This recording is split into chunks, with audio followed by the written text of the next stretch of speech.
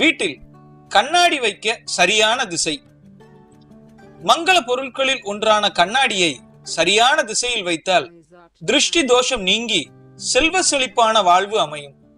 கிழக்கு திசை நோக்கி கண்ணாடியை வைத்தால் மிகவும் நல்லது.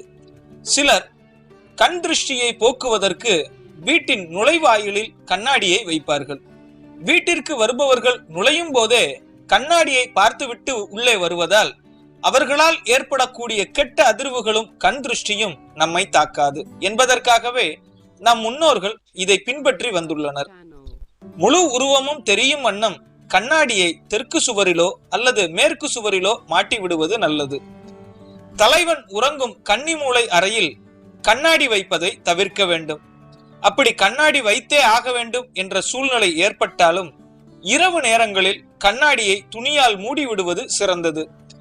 கிழக்கு அல்லது வடக்கு நோக்கி